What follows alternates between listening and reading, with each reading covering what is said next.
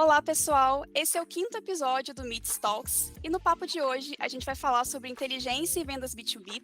Para isso, a gente trouxe dois convidados super especiais, o Juliano Dias, que é o CEO da Meets, e o Caio A. Freitas, que é sócio e advisor da Meets e da Elergic e gestor comercial da Simples Dental. Sejam muito bem-vindos. Muito obrigado, Mari, pelo convite mais uma vez. Agora, trazendo um novo tema com uma mente brilhante que eu admiro bastante, Caio A. Freitas. Um prazer recebê-lo.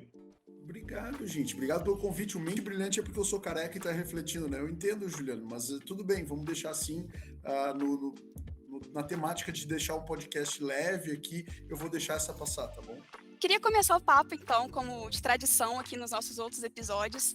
Queria que vocês falassem um pouquinho da experiência de vocês com vendas B2B.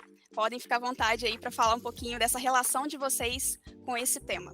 Eu tenho experiência bem vasta em vendas B2B, já vendi, acho que de recreação de festa para festas corporativas, assim, tipo festa de final de ano de empresa, até hoje, que é software de gestão odontológica. Então, já tenho bastante experiência nisso, já ajudei outras empresas também que vendem dos mais variados produtos e serviços para B2B. Então, eu posso dizer que seguramente que em vendas B2B eu já fiz bastante coisa mesmo, assim, de lidar com um público super técnico até um público completamente perdido, chocado com a inovação que estava chegando no mercado e 100% sem saber de onde estavam vindo as coisas e sem até mesmo saber que ia ter uma reunião comercial envolvendo, assim. Então, desde o cara super interessado, pronto para comprar, até aquele tipo de empresa que você tem que ir galgando e conquistando cenários ali até chegar na pessoa que vai efetivamente fazer a compra contigo.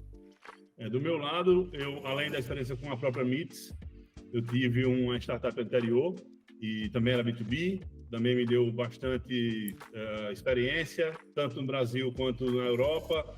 A gente operava nos dois mercados, atendendo médias e grandes empresas. Então, aprendi bastante sobre negociação complexa, sobre como lidar e como entrar em grandes empresas, até para fazer o que chamam de inovação aberta, né? Open Innovation, ajudar alguns projetos, participar de alguns projetos disso. Então, foi um aprendizado bem interessante. E, além disso, eu participo como mentor, como advisor, já participei antes como vendedor e como gestor em alguns outros negócios e projetos que envolvem negócio B2B.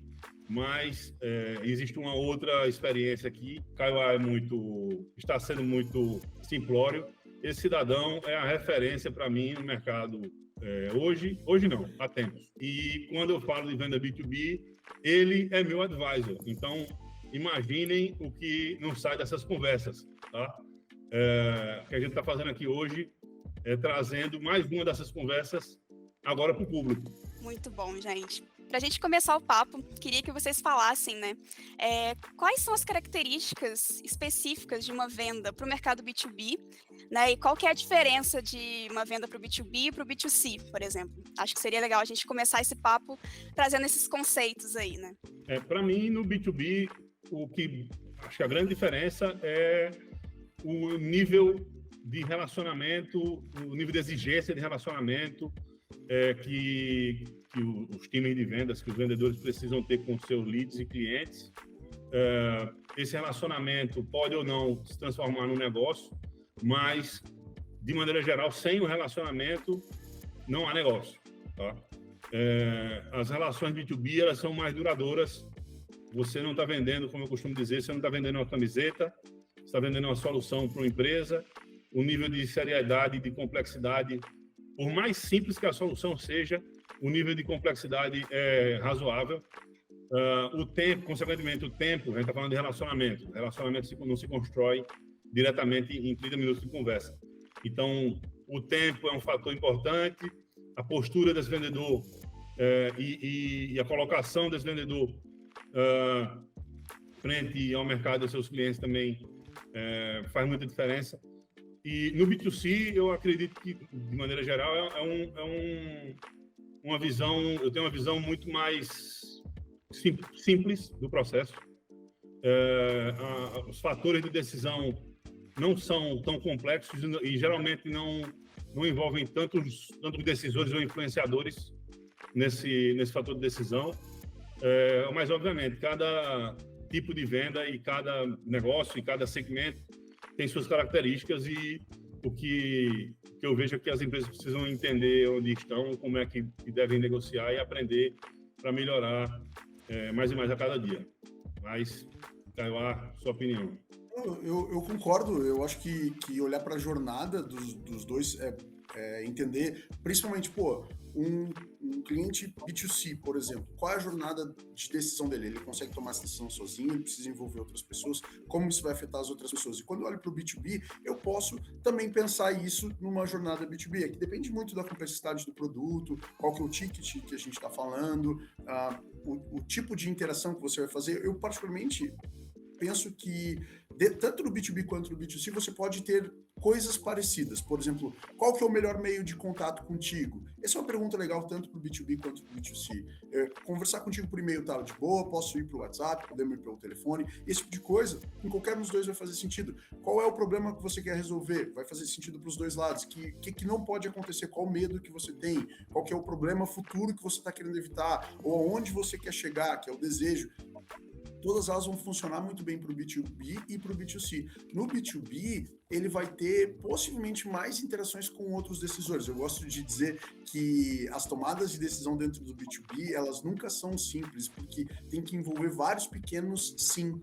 E o vendedor normalmente incorre no erro de olhar e querer todos os pequenos sim numa mesma reunião. E aí é onde os problemas acontecem. Se tu conseguir dividir as pessoas e conseguir pegar todos esses pequenos sims, depois o grande sim lá no final, o do CEO, do gestor responsável pela compra, vai ser muito mais fácil. Você vai dizer, pessoa tal deu sim, pessoa tal deu sim, pessoa tal deu sim. Então, você faz talvez mais venda no B2B do que no B2C, mas no final das contas você acaba tendo um processo muito respeitoso se você olha para a jornada. Agora, se você não olha para a jornada, você está interessado em mostrar teu produto, aí não tem nem venda, nem B2B, nem B2C. Aí só dá ruim mesmo. Continuando nesse tópico de vendas B2B, né? Quais são os principais erros cometidos e os principais acertos, né? Queria que vocês falassem um pouco, assim, dentro da experiência de vocês, coisas que vocês viram, né? Tipo, poxa, isso aqui eu acho que é um erro, assim, fatal para você, né, concluir uma venda ou pegar ali um novo cliente, né?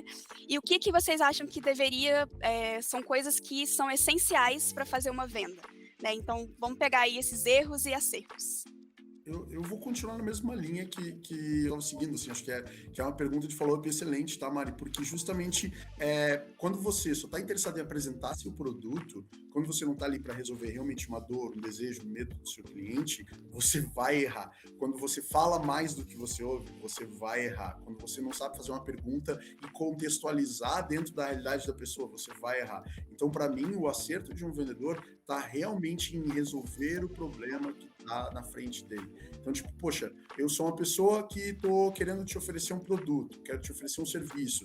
Se você me disse qual o problema que você quer resolver e meu produto não é o mais adequado para você, eu tenho que ser a primeira pessoa a te dizer, cara, talvez eu não seja o mais adequado para você nesse momento, por, de repente, um conceito de maturidade, de repente, um problema técnico, ou talvez porque não é realmente o produto que vai fazer você sair do lugar onde você está para chegar no melhor local. Então, quando a gente olha para o nosso cliente com um olhar de resolver o problema mesmo, isso é sempre um acerto. Assim. Então, eu acho que a transparência, a própria disponibilidade do vendedor em estar ali para resolver, para ser um consultor, para ser um apoio para a pessoa, é o maior acerto possível. O resto, a parte técnica, saber qual botão aperta, saber qual é o fluxo, como é que é o contrato, mas, cara, isso é tudo detalhe. O importante é que você está ali para resolver o problema. A minha visão é exatamente essa, eu ia até comentar que o Caio já estava falando disso, né? Uma coisa que eu falo sempre é o vendedor que se apaixona mais pelo produto dele do que pelo problema do cliente, esse cara não vai vender, o cara não vai ter sucesso, certo? Pelo menos o que eu acredito que deve ser aplicado como melhores práticas nas vendas B2B é fazer as perguntas. O vendedor não fala, né? O vendedor pergunta, né? E escuta. Então, fazer as perguntas certas no momento certo, para a pessoa certa, do jeito certo. Se isso acontecer, a resposta certa virá. E se a resposta certa virar, você consegue fazer novas perguntas em cima dessa resposta para gerar implicações que vão guiar o seu lead, o seu cliente, para o fechamento. O conjunto de pequenos sims que Kaiowá falou, para chegar no grande sim, independente dos pequenos sims serem de decisores ou de influenciadores, existem pequenos sims. Por quê? Porque existem objeções no meio. E você, conhecendo o seu produto, o seu mercado, o seu cliente, você já se antecipa e sabe a grande maioria das objeções para que você coloque no seu discurso perguntas e afirmações e colocações que resolvam essas objeções. O pessoal fala em contornar a objeção. Eu não gosto de contornar a objeção, gosto de resolver, certo? Que resolva essa objeção, essas objeções, e que você vá recebendo, mesmo que mentalmente, do cliente, pequenos sims, até que você avance e consiga chegar no objetivo, que é fechar um negócio. Mas, antes do objetivo fechar o negócio, tem um objetivo maior, que é resolver o problema dele. Se você não resolve o problema do seu cliente, você vai fechar um negócio que vai ser desfeito. E, voltando para a minha resposta anterior, B2B é relacionamento duradouro, solução de problemas complexos. E, assim, a gente está falando de uma coisa muito séria, que é lidar com soluções para empresas. Soluções para empresas a empresa não deve ter um problema hoje, querer resolver o problema, ou seja, viver um novo mundo depois dessa solução, e no meio do caminho entender que não era aquilo e voltar para o problema talvez até pior, porque você não fez uma venda consultiva ou uma venda da forma correta. Uma coisa que eu já vi muito acontecer é quando a gente olha para uma empresa que contratou uma solução pior do mercado, e aí depois, quando ela vai contratar a solução certa, quem realmente vai resolver o problema, todo mundo dentro da empresa tá super ressabiado com aquilo dali, não acredita mais, porque a pessoa tomou uma decisão errada lá atrás, colocou um produto ruim, colocou um negócio ruim lá para rodar, e aí agora, ninguém acredita mais que aquilo dali vai dar bom, que aquilo dali vai funcionar, aí você tem que fazer um outro convencimento. Então aqueles pequenos sims que você teve que pegar lá no começo, agora são 5 vezes maior de tamanho, porque já tem um passado ruim ali. Tem aquela clássica, né? Cachorro picado de cobra tem medo até da sombra. Tá? Aí quando o cara fez um erro ali, aí ferrou. Vamos entrar nesse assunto, né, de inteligência em vendas, né? É muito comum quando a gente fala de vendas, né, de vendedor, a gente tem aquela ideia de uma pessoa que tem muita lábia, né? Que a venda é muito mais algo intuitivo, né, subjetivo, uma coisa muito mais de relacionamento, não que não seja, né, mas essa ideia de ser só o relacionamento, né? Então, o que seria essa inteligência em vendas, né? E qual que é a importância de usar essa estratégia para empresas que querem crescer? No meu entendimento, um vendedor de sucesso, ele não necessariamente tem só que ter boa lábia. Primeiro, ele precisa entender o que é boa lábia. Boa lábia, para mim, é, de novo, perguntar as coisas certas para as pessoas certas, no momento certo, do jeito certo. Não é se aproveitar do desconhecimento, da fraqueza ou do momento para empurrar alguma coisa. Isso não é venda. Isso, para mim, é desrespeito, e desrespeito não gera bons relacionamentos. Eu sempre acreditei em todos os mercados que eu atuei, desde quando eu comecei no mercado automotivo de alto padrão, até hoje empreendendo na MITS, que é um negócio de venda, né? A essência do nosso negócio é venda, a cultura do nosso negócio é venda. Eu sempre acreditei que fazer as coisas acontecerem olhando para o cliente e entendendo como a gente pode gerar valor para ele. E obviamente, para gerar valor para ele, eu preciso entender o que é que gera valor para ele, quais são os problemas que ele tem, quais são os desafios que ele tem, como é que minha solução pode ou não resolver aquilo. Inclusive, tendo, como o Kaiowá mesmo falou, a liberdade e até a obrigação de deixar claro quando a minha solução nitidamente não atende aquele problema, eu preciso deixar muito claro de que eu não atendo o seu problema. Minha solução resolve isto, você tem um problema B, e para resolver o problema B, posso dar dicas, eu posso dizer que eu acredito que resolve o seu problema fazendo isso, isso, isso, mas não através da minha solução. Ah, mas isso não é vendedor, porque o vendedor aproveitaria e venderia. Esse é o tipo de venda de qualidade que a gente faz, porque na hora que esse cara resolver o problema dele com a solução que resolve o problema dele, e sair da situação que ele está. Para a próxima, ele vai lembrar de mim, sabe? Então, boa lábia é um fator, transparência, boa lábia da forma que eu coloquei é um fator, transparência, para mim, é crucial, e deixar claro sempre que o vendedor não está ali simplesmente para vender ou para pegar um contrato assinado. Ele está ali para resolver um problema. Se esse vendedor resolver o problema do cliente, ele vai vender hoje, amanhã, depois e para o resto da vida. E eu ainda somo ao que o Juliano falou, que para colocar isso na inteligência de vendas, você precisa ter processos replicáveis. Você precisa colocar ali processos onde outras pessoas conseguem executar aquilo. Você vira dependente de um vendedor, você vira dependente de uma pessoa e do conhecimento que tem dentro dessa pessoa. E o legal é justamente você ter uma disponibilidade de informações para que todos possam seguir um playbook, um livro de jogadas com o que funciona, com o que já deu certo, com o que deu errado, com as sazonalidades, com todo o processo que você já fez e principalmente as ferramentas que você utiliza também com a estratégia. Porra, aqui eu mando um áudio no WhatsApp. Isso é uma ferramenta. Aqui eu mando uma imagem do meu cachorro com roupa de Natal. Isso é uma ferramenta, isso é uma estratégia para que você consiga quebrar, de repente, um bloqueio da pessoa que parou de te responder. Aqui eu gosto de mandar aquele emoji da carinha de pidão, dizendo, pô, o que eu te fiz, cara? Volta a falar comigo. Esse tipo de tática, ela é considerada inteligência em vendas se ela é replicável, se ela está na mão da equipe e não só na mão de uma única pessoa. Então, para mim, eu acho que o grande fator hoje de inteligência em dados é o compartilhamento. É você estar num ambiente de crescimento coletivo, não num lugar de crescimento individual. Já tive nesses lugares e são, honestamente, um lixo. E com esse banco de conhecimentos, que no fim das contas é isso, né? Está perpetuando as experiências positivas e negativas e os aprendizados que o time, que a empresa tiveram num período X. Eu chamo de legado. Você está deixando um legado. Com esse legado, você está multiplicando conhecimento, padronizando a postura, as ações, a entrega do time e garantindo que todos os leads e clientes que cheguem a partir dali e sejam bem atendidos dentro do que a gente está propondo, ensinando, treinando esse time. E lembrando, isso não é estático, isso é um organismo vivo. O banco de conhecimentos ele precisa ser vivo, né? Aqui na MITS a gente por todos, acessível a todos. Tipo, porra, o vendedor foi lá, fez isso daqui, ele testou, ele fez 5 para um lado, 5 para o outro. Ele coloca lá o teste, tanto as 5 que ele fez quanto os... Olha, esse aqui eu tive 3 respostas, esse aqui eu tive 4. Então vou prosseguir nessa aqui de 4, mas só porque a de 3 respostas... Pô, 3 respostas é um monte também, deixa ela ali.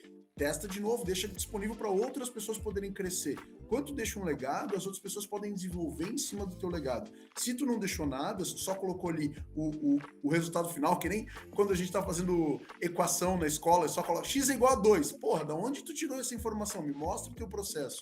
O vendedor tem que mostrar esse processo. O bom vendedor, né? Bom, gente, acho que a gente já entrou um pouco nesse papo de como colocar em prática, né, inteligência em vendas, mas queria que vocês focassem um pouco mais essa parte, né, como que a gente traz para a prática essa inteligência em vendas, né, se são ferramentas, se é uma cultura de dados, se é automatização de processos. Queria que vocês falassem um pouco mais dessa parte.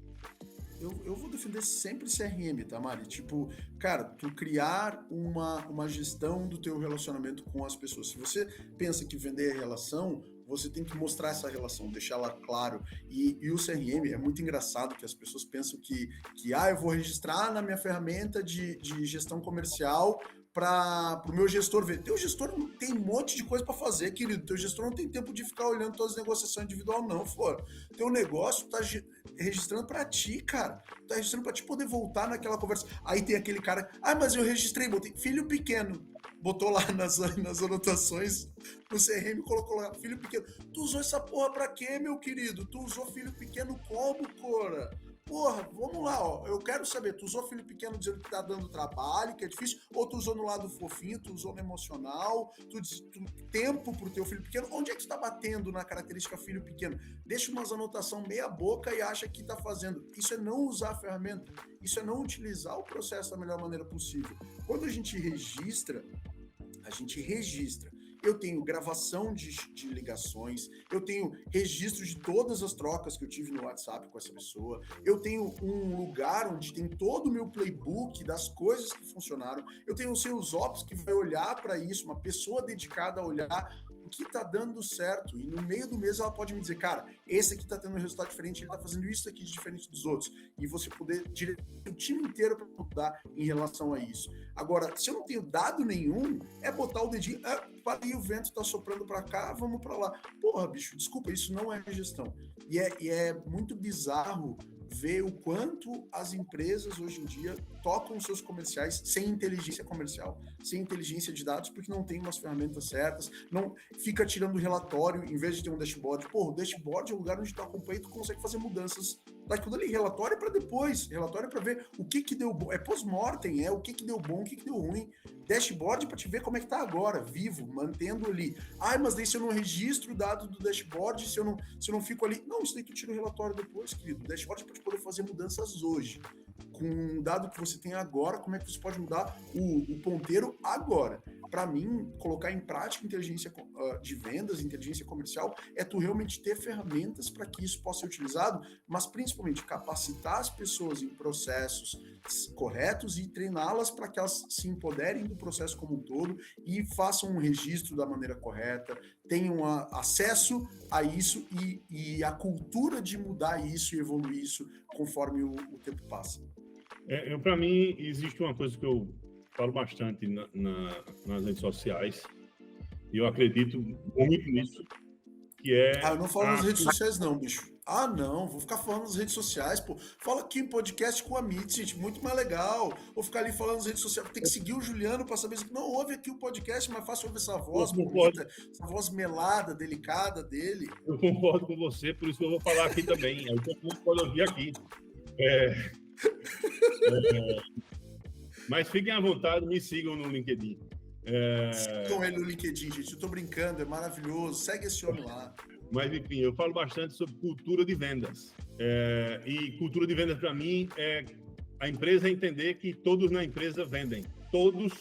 A empresa nasceu para vender, não a nossa empresa. Qualquer empresa, ela nasceu para vender. Ponto. Ela nasceu, ela tem um propósito dela, a missão, a visão, os valores, tem os produtos, mas no fim do dia, ela nasceu para vender.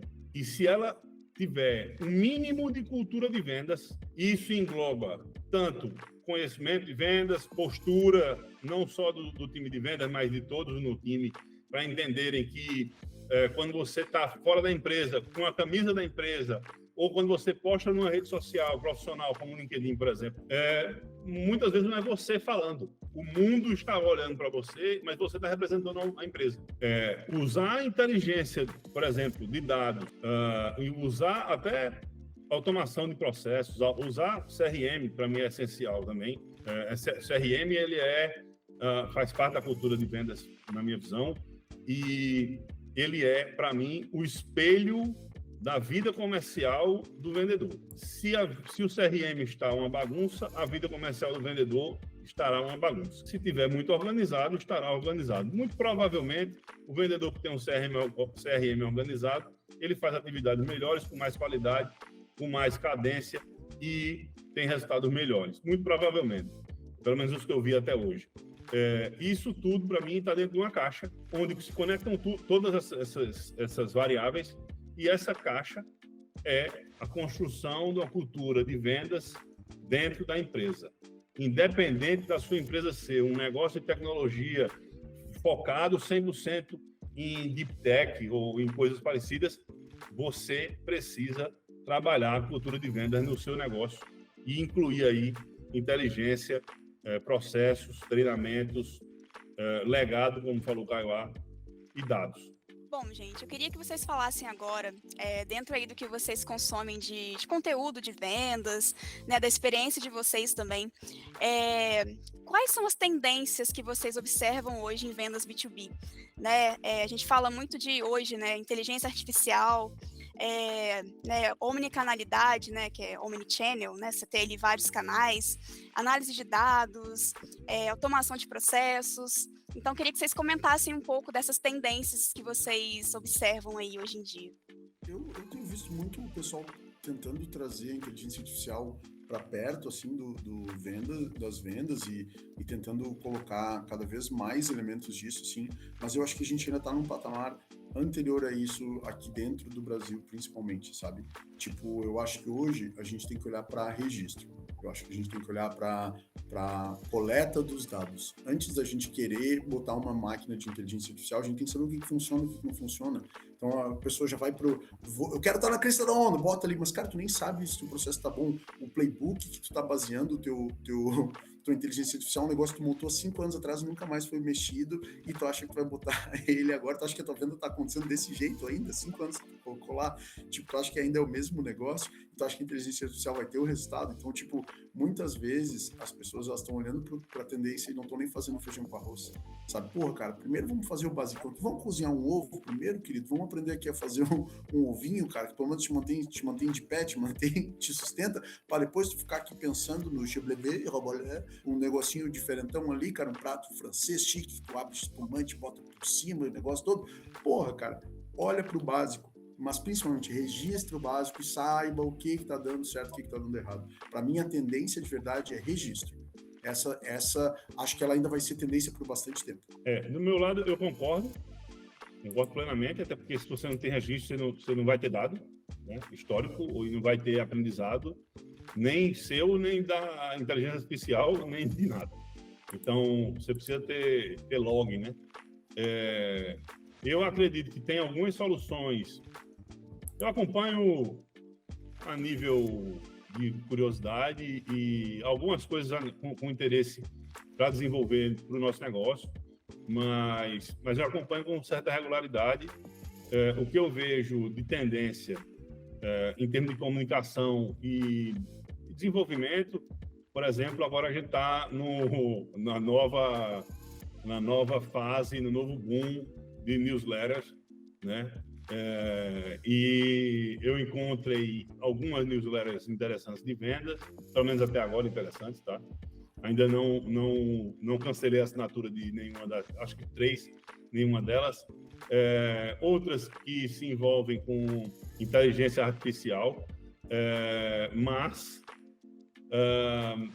o negócio está muito incipiente ainda, na minha visão. Fora do Brasil, eu vejo que tem alguns movimentos mais fortes, tá? Com análise de dados estruturados, enfim, com insights bem melhores, tá? Mas no Brasil eu não sei se a gente está engatinhando, sinceramente. A gente está querendo engatinhar. Começam a chegar algumas soluções, geralmente baseadas no ChatGPT, e essas soluções, no fim das contas, quando você olha para o mundo e para o mundo de vendas ou de prospecção e vendas, mundo comercial, né, vamos chamar assim, elas não são, tipo, não é a invenção da roda, não precisa ser, tá? Mas assim, os caras não inventaram a roda ainda. E as aplicações são muito light, são muito leves, são muito suaves. Não muda o jogo da venda. A gente ainda tem barreira de pagamento, cara. A maioria dos negócios ainda é feito em boleto, irmão. Tipo, tem umas coisas muito absurdas ainda que a gente ainda tá muito atrás. Tem coisas muito legais, tá? A gente tem, por exemplo, o WhatsApp, que é um acesso direto à pessoa. Isso não é tão comum lá fora. Tu tem esse tipo de canal direto. Tem gente que ainda usa o Teams lá, acha o cara no Skype lá, sabe? Tipo, um negócio absurdo ainda, super antiquado. Não quer dizer que a gente tá 100% atrás aqui no Brasil, mas em termos de venda, de pegar, de fazer, de correr atrás, a gente é muito foda, a gente é pioneiro em muita coisa. O problema é que as coisas como gerar dados, fazer testes AB bem feitos, fazer uma construção lógica do processo comercial, a gente está atrás mesmo. Não, eu trago até um ponto. Eu participei de alguns grupos aqui, com algumas pessoas do mercado e pessoas que se envolvem, são pessoas interessantes, até eu considero interessantes. E quando você vê uma pessoa, um profissional, ele não precisa fazer muita coisa, não. Ele precisa fazer 1% melhor do que o normal no Brasil. O cara vira referência no Brasil, sabe? E assim, o cara vira referência porque a gente tem pouca referência. E eu estou falando aqui sobre inteligência artificial, eu estou falando aqui sobre análise de dados, sobre automações, eu estou falando sobre coisas que tendem a ajudar e a melhorar os processos de vendas. Mas, como o Caio falou, e eu repito, sem log, sem base, sem dado, não tem o que ser analisado, não tem o que ser melhorado, não tem o que ser construído ou reconstruído. Sim, e aí, gente, complementando isso que vocês falaram de cultura de dados, né? Vocês acham que isso está muito mais implementado lá fora do que no Brasil? Qual que é esse comparativo que vocês fazem pensando nessa evolução, né? Vocês acham que lá fora isso já está muito mais dentro da cultura do que no Brasil, por exemplo? Na minha visão, fora não está na cultura. Ele já é tão comum que acho que já ultrapassou isso, entende? Tipo, você construir uma casa sem fazer a fundação, não faz sentido. Então, eu estou fora, certo? Eu estou em Portugal, eu vejo os movimentos aqui e, assim, desde startups a grandes corporações, existe uma estrutura, sempre tem uma estrutura de dados, de criação de log, de legado, de aprendizado, de perpetuidade, de análise. E no Brasil, a gente, na minha visão e generalizando, a gente está muito mais no vamos criar, depois a gente organiza. Vamos criar, depois a gente vê no que dá. Apareceu o GPT, pega o GPT e traz para cá, o que ele dá para fazer. Não dá para fazer muita coisa, porque tu não tem muito dado. Certo? Então, assim, né, não é à toa que fora do Brasil, a gente tem empresas que ganham um mercado muito mais forte, muito maior, tá?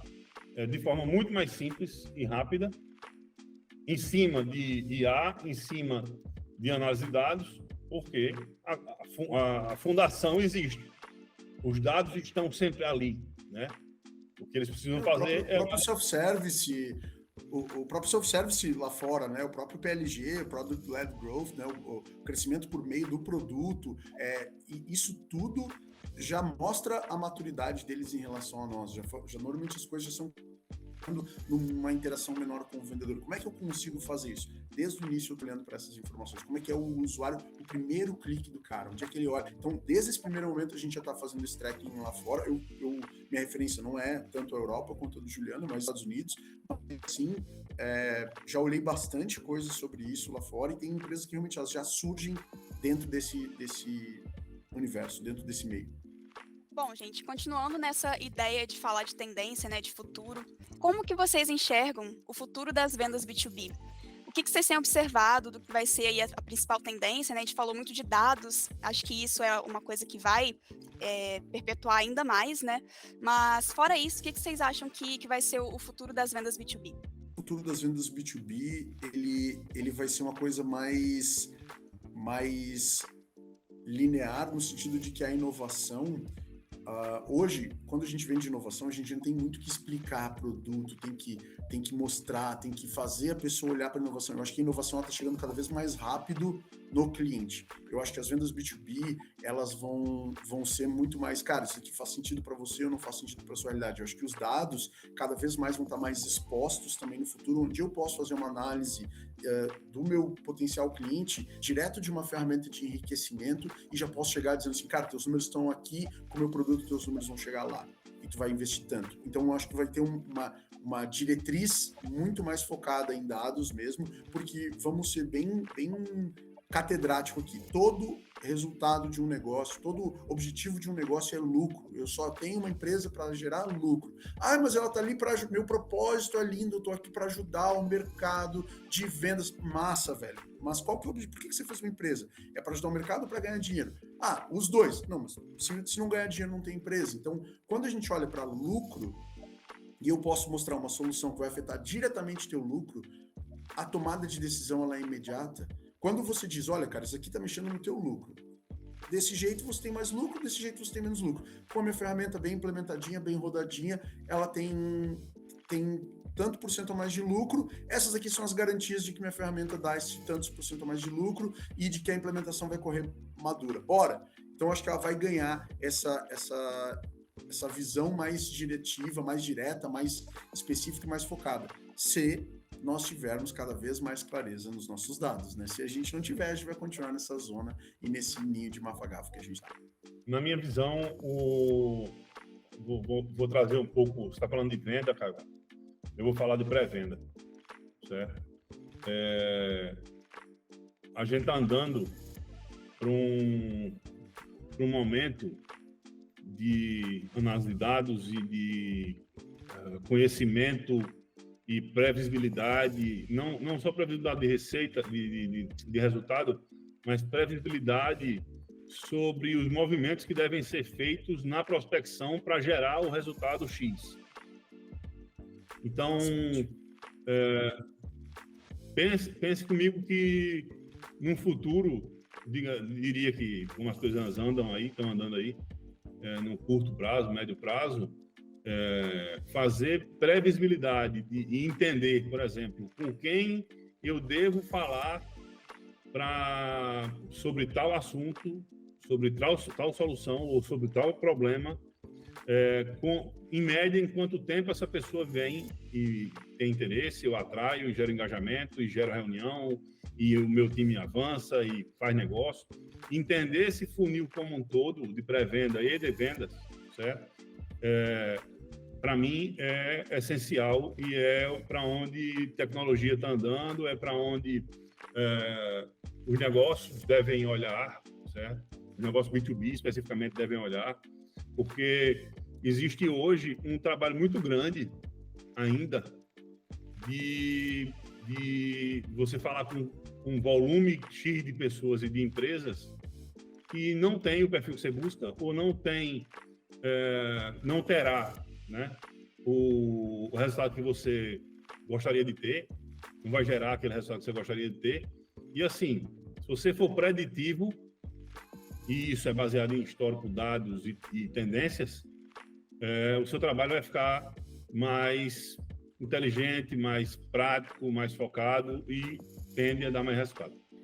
Bom, gente, antes de encerrar o papo, a gente já vai caminhando aqui para o finzinho, queria abrir para vocês fazerem algum comentário, algum ponto que vocês queiram falar mais, fica à vontade. A gente só quero agradecer mesmo, obrigado pelo convite, assim, sempre um prazer estar no meio de vocês, assim, falando sobre assuntos tão legais, assim, a gente fazer esse exercício de brincar de ver o futuro, eu acho muito legal também.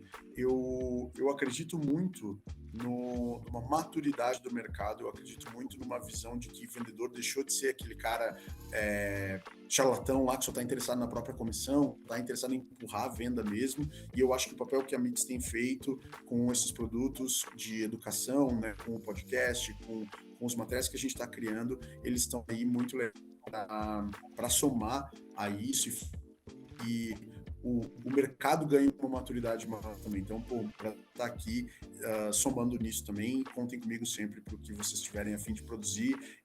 Meu sim, vocês já têm.